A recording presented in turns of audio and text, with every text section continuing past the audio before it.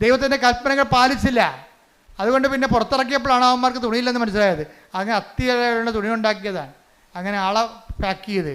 ഇപ്പം വീണ്ടും യജമാനൻ കയറി വരുമ്പോൾ എന്താ പറയുക, വിവാഹവസ്ത്രമില്ലാത്ത കൃപയില്ലാത്ത ആൾക്കാരെ കണ്ടെത്തിയെന്ന്.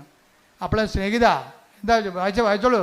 അപ്പോൾ രാജാവ് പരിചാരകന്മാരോട് പറഞ്ഞു, അവനെ കൈകാലുകൾ കെട്ടി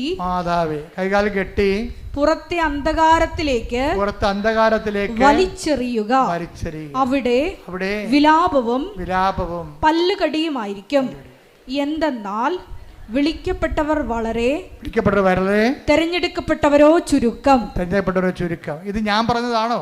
അല്ല, കർത്താവിന്റെ നിലപാടാണ്.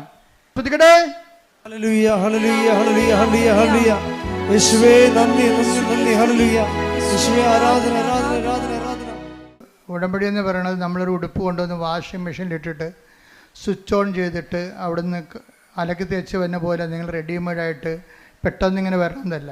ഞാൻ പറഞ്ഞതിൻ്റെ അർത്ഥം ഇതാണ്, അജ്ഞതയുടെ കാലഘട്ടത്തെ ദൈവം കണക്കിലെടുത്തില്ല. എന്നാൽ 17-30 വായിച്ചത് എന്താണ്? എന്നാൽ ഇപ്പോഴാകട്ടെ എല്ലായിടത്തുമുള്ള എല്ലാവരും അനുദപിക്കണമെന്ന് ദൈവം ആഗ്രഹിക്കുന്നു, ദൈവം ആജ്ഞാപിക്കുന്നു. അപ്പോൾ എന്ത് പ്രശ്നം വെച്ച് കഴിഞ്ഞാൽ, ഉടമ്പടി വെളിപ്പെടുത്തുന്ന കാലത്ത് ആദ്യം കിട്ടിയ വചനം ഇതാണ്. എന്താണ്?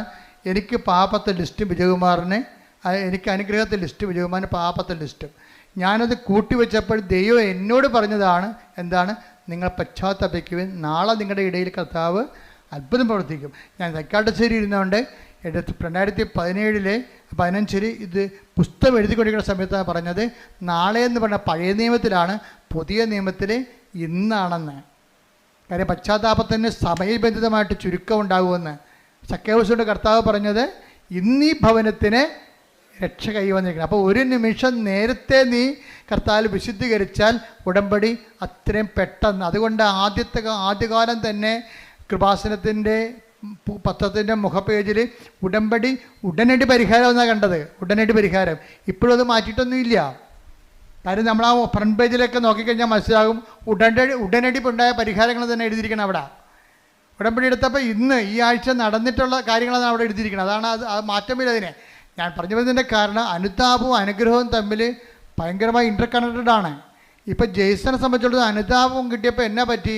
12 കൊല്ലം മുമ്പ് നടന്ന സംഭവമാണ് ഇപ്പോൾ എഴുതിയിരിക്കുന്നത്. 2012 ഗ്രീസിൽ റെസ്റ്റോറൻറ്റിൽ അപേക്ഷ കൊടുത്തിരിക്കുന്നത്. 2012 വരെ ആരും കോൾ ഫോർ ചെയ്തില്ല. ജെയ്സൺ പറഞ്ഞ ഷങ്കൻ വിസയ്ക്ക് വേണ്ടിയാണ് ഞാൻ അപേക്ഷിച്ചത്.